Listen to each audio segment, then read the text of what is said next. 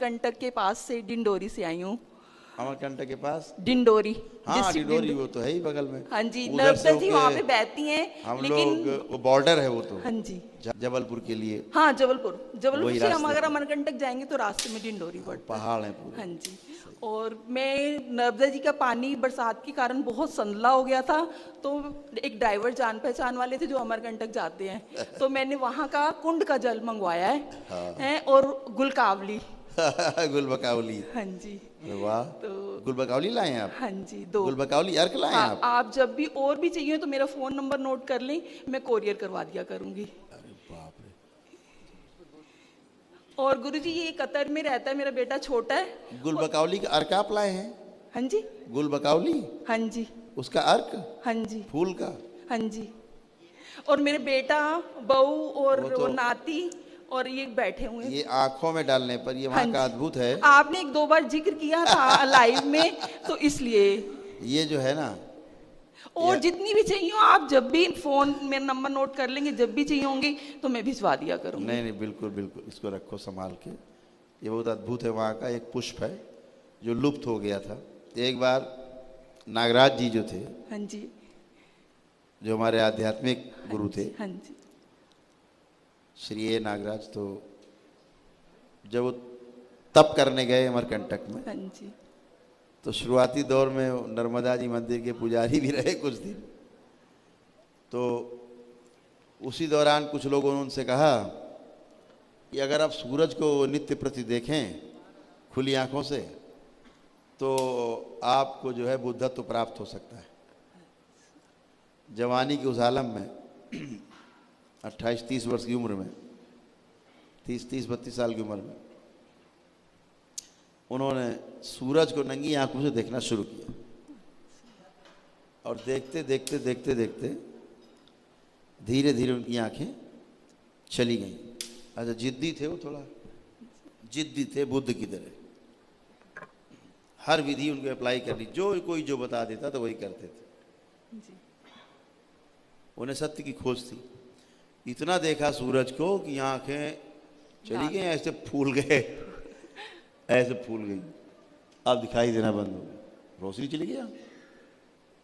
तो वैदिकी करते थे, उनको 2 डिब्बे हुआ करते थे, 2 डिब्बे, दोनों में औषधि होती थी, एक में लाल ढक्कन, एक में हरा ढक्कन।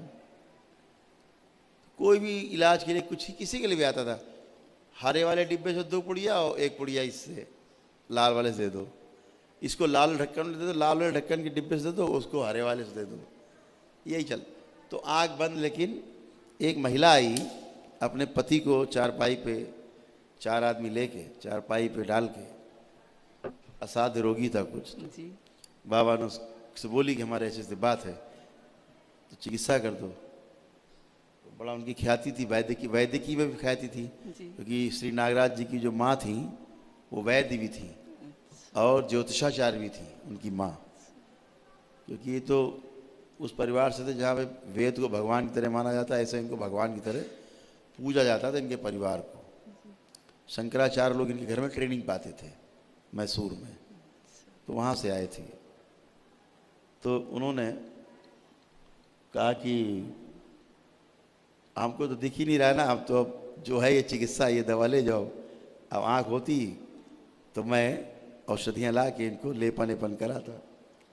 तो उस महिला ने कहा कि मेरे घर के पीछे एक पुष्प है और उसको, उसका अर्क निकाल के, विधि पूर्वक अर्क निकाल के अगर आंख में डाला जाए तो आंखें अच्छी हो जाती हैं, चश्मा उतर जाता है आंख से और आंखें, अंधी आंखें ठीक हो जाती।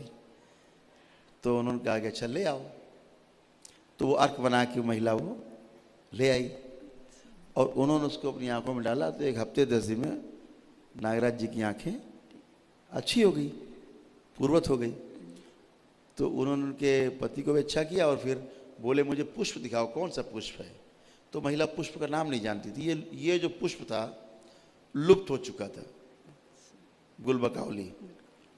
नागराज जी उसके घर गए पहाड़ों से नीचे। तो जब उसके घर के पीछे हल्की सी पानी की वो थी ना, झील टाइप, तो उसने बताया कि ये है। तो नागराज जी ने कहा अरे तो गुलबकावली है, ये तो लुप्त हो गया है।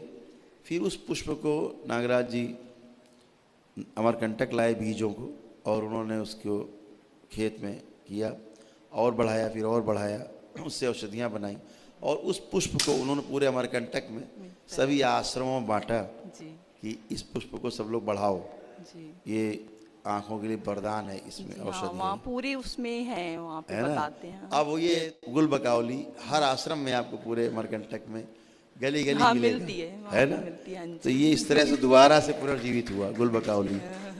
नहीं, लोग पहचानते नहीं थे, भूल गए थे।